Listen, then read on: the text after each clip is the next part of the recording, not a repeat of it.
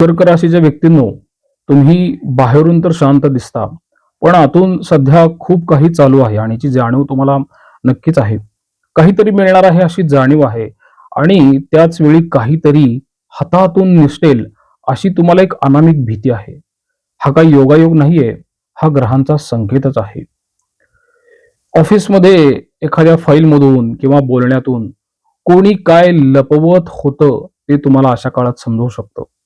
कुटुंबात एखादी जुनी गोष्ट जी सगळ्यांना माहीत आहे असं तुम्हाला वाटत होतं ना, ती प्रत्यक्षात वेगळीच निघते. एखादी गोष्ट योगायोगाने कानावर पडते, पण मनात लगेच काही ना काहीतरी कळतं आणि हे काही योगायोग नाहीये. आणि त्या क्षणी मनात एकच वाक्य येतं, की हे आधीच का मला समजलं नाही? आणि हा प्रश्न मग तुम्हाला दुखावतो, पण तोच प्रश्न तुमचे डोळे उघडत असतो. इथे कर्क राशी वेगळा व्यक्ती जो आहे ना, तो अडकवतो बरं का. कर्क राशीची अडचण ही घटना नाहीये. अडचण असते, की त्या घटनेवरची भावनिक प्रतिक्रिया तुम्ही फार लवकर देता.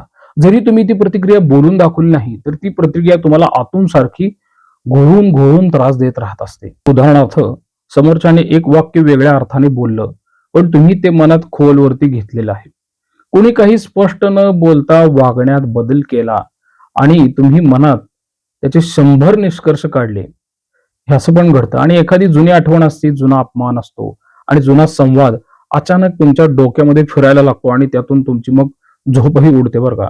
तो किंवा ती असं का वागला किंवा वागली, हा प्रश्न तुमच्या मनात येत राहतो ना. आणि इथे मग काळजी काय घ्यायची आहे? भावना ज्या असतात ना, ह्या भावना तथ्यांपेक्षा तुम्ही पुढे जाऊ देता आणि ते जाऊ द्यायचे नाहीयेत. तुम्ही चुकीचे नसता, पण संपूर्ण चित्र पाहतही नाहीत ना तुम्ही. आणि इथं काय होतंय, अष्टम भावातून ह्या सर्व ग्रहांच्या गोचरी होत आहेत. मग याची चांगली बाजू आहे, की इथे खरी ताकद तयार होते. हेच ग्रह जर तुम्ही थोडेसे नीट हाताळले, म्हणजे काय तेही तुम्हाला मी सांगतो, तर ते तुम्हाला आतून बदलतात. म्हणजे उदाहरणार्थ कसं असतं, की काही लोक असं करतात, की अचानक आयुष्यातून बाजूला होतात आणि मग तुम्हाला कळतं, की ते आधीच तुमचं काही ना काहीतरी ओझं होतं. आणि जे लोक तुमच्या आयुष्यात राहतात ना, मग त्यांच्याशी नातं खोल होतं.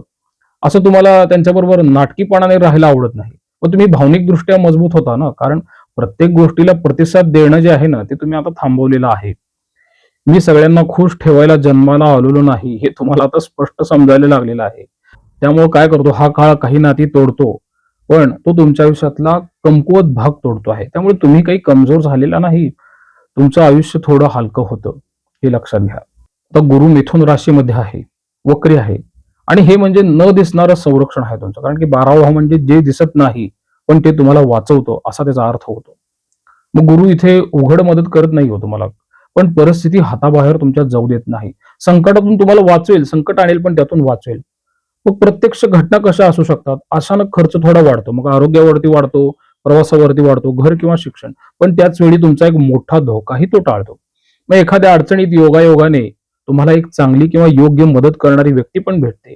एकांत किंवा शांतता, झोप ह्याचं महत्व तुमच्या आयुष्यात वाढलेलं आहे. अध्यात्म, ध्यान, मन शांत करणाऱ्या गोष्टींकडे तुमच्यात ओढ ही निर्माण झालेलीच आहे. त्यामुळे गुरु इथे काय सांगतो, की मी पुढे दिसणार नाही, पण तुझ्या मागे नक्की उभा आहे.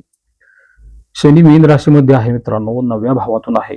थोडी कसोटी आहे बरं का, कारण 9वा भाव म्हणजे नशीब आहे आणि शनीचा अर्थच असा आहे, तो कसोटीच घेतो. म्हणजे कसं, की नशीब आहे, पण ते नशीब नियमांसह आहे आणि आपला स्वभाव असतो, की नियम न पाळता काहीतरी मिळावं. तर सरकारी किंवा कायदेशीर व्हिसा, कागदपत्रांची कामं उशिरा होतात, पण शेवटी योग्य मार्गाने ती पूर्ण होतात. काय होतं, की कोणीतरी शॉर्टकट सुचवतो, हे असं करून टाक, पण तो जो मार्ग आहे ना, तो तुम्हाला अडचणी आणणारा असतो बरं का. मग वडीलधारे असतील किंवा गुरु असतील व्यक्ती, अनुभवी व्यक्ती असतील ना, त्यांचा सल्ला उपयोगी ठरत असतो. म्हणून शनीचा स्पष्ट संदेश काय आहे, की वेळ लागेल, पण चुकीचा मार्ग मी स्वीकारू देणार नाही, हे तुम्हाला शनी सांगतो आहे. म्हणून या अष्टम भावात होणाऱ्या 5 ग्रहांचं गोचर जे आहे ना, ते काही तुमचं आयुष्य असं बिघडवण्यासाठी येत नाही. ते तुम्हाला भ्रमातून बाहेर काढायला येतं आणि जेव्हा भ्रम जातो ना, तेव्हा खरं मानसिक स्थैर्य असतं. मग पैशा बाबतीत तुमचे वास्तववादी अंदाज कसे असतील? अचानक मोठा तर नफा तुम्हाला मिळणार नाही, पण मोठं नुकसानही होणार नाहीये. काही गुप्त खर्च असतात, मेडिकलचे छोटे-मोठे खर्च पण असतात ना, ते संभवतात या काळात. आणि जुनं देणं जे असतं काही जणांकडं, ते मिळण्याची शक्यता असते. पैसा सध्या दुय्यम आहे बरं का. पण मानसिक स्थैर्य जे आहे ना, ते तुमच्यासाठी प्राथमिकता देणारा असेल त्याला तुम्ही प्रायोरिटी द्या. नातेसंबंधाच्या बाबतीत कसं होईल, की भावनिक चढ उतारांचाच खरा अर्थ काय तुम्ही समजून घ्या. कारण हा काळ नात्यांमध्ये मोठा काही निर्णय घेत नाही, हा नात्यांची ताकद मोजतो. सध्या तुम्हाला काही पैशाची गरज नाही, पण मानसिक आधाराची फार गरज आहे, हे मात्र 100% खरं. कारण 12 भावातनं गेलेला गुरु जो आहे ना, तो मानसिक आधार मागतीला अगदी एखाद्या आधाशासारखा मागायला भाग पडतो. पण तो खरा मानसिक आधार जो असतो ना, तुम्हाला थोडं स्पष्ट सांगतो मी. खरा मानसिक आधार हे तुमचे सद्गुरू किंवा परमात्माच असतात. तुम्ही खरा आधार जो आहे ना, तो गुरुचाच मनामध्ये ठेवा. बाकीचे बाहेरचे जे आधार आहेत ना, हे तात्पुरते आपल्याकडे प्रपंचासाठी जोडलेले असतात. ही गोष्ट तुम्ही मनामध्ये बिंबवून ठेवा. आता ह्याच्यामध्ये प्रपंचात कशा गोष्टी घडतात, कधी एखादी व्यक्ती खूप तुम्हाला जवळची वाटते, तर तीच कधी व्यक्ती जी असते ना, कधी कधी तुम्हाला दूर गेल्यासारखी वाटते.